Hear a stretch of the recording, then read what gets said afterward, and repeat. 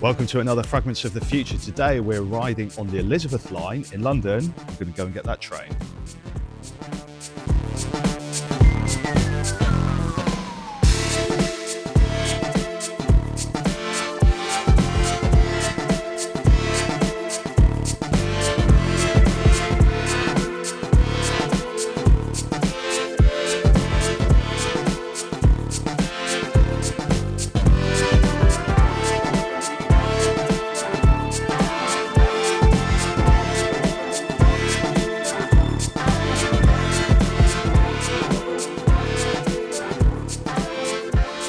So in this episode, we're going to talk about the Elizabeth line. Now, the Elizabeth line is a really remarkable feat of engineering and architecture. It's a way of connecting the lines that go west out of London from Paddington, the Great Western Lines, with the lines that go east out of Liverpool Street. So what they were trying to do is connect these lines. So rather than having trains terminating at each end, they would run through the middle of the city. And what we're in at the moment is the central core. So this is where they push the line right under the city through Whitechapel, Farringdon, Tottenham Court Road. Just interrupted by a PA announcement about some strikes. This is London for you. So we're on the Elizabeth line now. I think that the Elizabeth line is a very beautiful piece of work. A lot of stations that have been built in recent times look a bit cheap and shoddy, and this does not. Master planned by Grimshaw in conjunction with some other agencies. We're going to look at their work as well. It won the 2024 Sterling Prize, and then each station had a different lead architect on it as well. They were all working together. It was a huge project. Obviously, things were going to go wrong. It was going to go over budget and it was going to be late. And those things were both true. It was supposed to be delivered in 2018. It ended up opening a couple of years after that. But yeah, winner of the 2024 Sterling Prize. This is Whitechapel. This station was the responsibility of Building Design Partnership architects.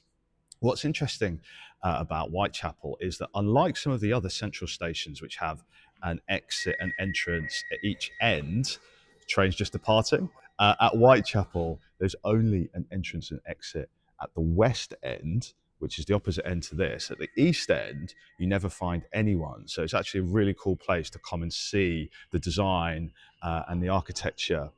And if you want some peace, like if you're filming a YouTube video, this is the place to come, the east end of Whitechapel Station. Now, each station is slightly different. At Whitechapel, there are these beautiful artworks by Chantal Joff. Look for those placed all the way along the platform, and there are benches underneath them as well. So it creates a really, really nice effect. They show local people from the area. Well, you might say that's peak Elizabeth line. I was just on that train. It's not going anywhere because there's a faulty train at Tottenham Court Road. But anyway, I wanted to tell you about some of the other people involved. Maynard did the graphics and the wayfinding. There's great graphics, great signage on the Elizabeth line. And Equation were responsible for the lighting design. The lighting, I think, is one of the high points. Everything really, really works together. It's a high quality, high density train line that when it works is a really brilliant thing. So what is the point of the Elizabeth line? Well, in Paris, you have the RER, which links suburbs that are further away with stations also further apart. And in Germany, the S-Bahn, again, stations further apart. It goes further out of the city. We didn't really have that in London. So this is an attempt to do that. So it goes as far as Reading in the west, and Shenfield in the east, and also to Abbey Wood in southeast London. So connecting places which are a lot further away from London. It also links up with existing suburban lines outside of this central core. And when you're in those stations, they feel a bit more like a sort of regular train station, whereas this feels like a very high-tech metro that you would see in a major world city. This is so funny. You couldn't make it up. I'm here making a video about how good the Elizabeth line is, and the train has broken down. It's not moving anywhere. People are getting off it. There's another one stuck behind it. This does happen quite a lot on the Elizabeth line. So this is what I want to do with these videos as well. I want to show you cool things also that the reality sometimes is a little bit less glamorous. That's a stuck train. Those are people who have had enough and they are going to Greg's to get a coffee. This is Farringdon Station, designed by Allies and Morrison. A great artwork on the escalator. This is Paddington Station by Weston Williamson. Slightly different. It's a black design rather than the others, which are white on the central section. Now, one of the problems historically with railways in London was that they were all terminating. It was all terminal stations, and it's very inefficient to have trains coming in and then going back out. Hence, Crossrail links it up so the trains go through the city. There's now a proposal for Crossrail 2, which will go from the northeast to the southwest of the city. Well, here we are at Paddington Station. It's been a fun journey today. There were some people on the train who were getting very stressed about missing their flights from Heathrow. The Elizabeth line goes to Heathrow, so a lot of travellers use this line to get to Heathrow. But even though it is problematic and there are problems with the trains from time to time, I do still think it's a very beautiful piece of public transport infrastructure. One of the most beautiful that we've been lucky to have recently. You get that feeling that we don't have that sense of optimism anymore about building these grand projects. But this is an exception to that rule. It does feel meaningful. It is impressive. I love the way it looks. It's fast, and on a good day, it's a really, really great way of crossing London and getting you to where you want to go. So I've come to Paddington. I'm now going to go and catch a train. And I've enjoyed my day on the Elizabeth line, even though not everybody else has. So we did have a few problems on the Elizabeth line, but nothing's perfect. It does go wrong from time to time. This is the nature of public transport. If you're late for your flight from Heathrow, maybe you're not quite so disposed to liking it, but there we go.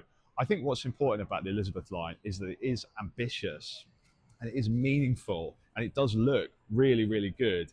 And that's not necessarily common in a lot of the kind of grand projects that we design today. It feels like our sense of optimism has maybe diminished somewhat from what it was in the middle of the 20th century. So it's really amazing to see something as ambitious and as impressive as the Elizabeth line. And I think that's why, for me, it's something that's definitely worth having a look at. Well, I've made it to Paddington. It's been a fun day on the Elizabeth line. I hope you've enjoyed joining me for the ride. If you've enjoyed this episode of Fragments of the Future, please like, and more importantly, please subscribe. I would love it if you could subscribe. We'll be back soon with more Fragments of the Future. Thank you for watching. My name's been Christopher Beanland. Bye-bye.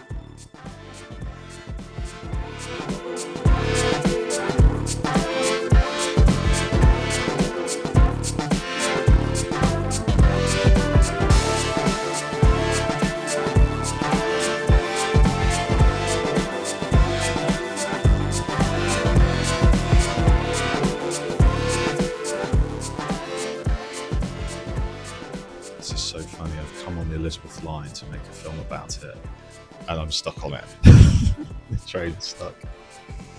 This does happen quite a lot on this line, but I still love it. It's just unfortunate that it happened when we're trying to make a film about it.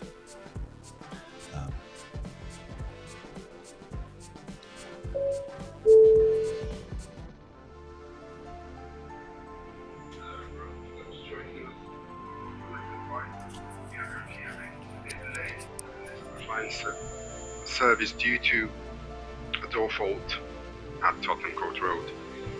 The trains are being held at the stations where possible. I'm not sure when the fault is going to be fixed, therefore if you know of any alternative route to your destination, you might want to do that. For now, we will be held here at the station awaiting further updates. Once again, this is due to a door fault on one of our trains that is currently stationary at Tottenham.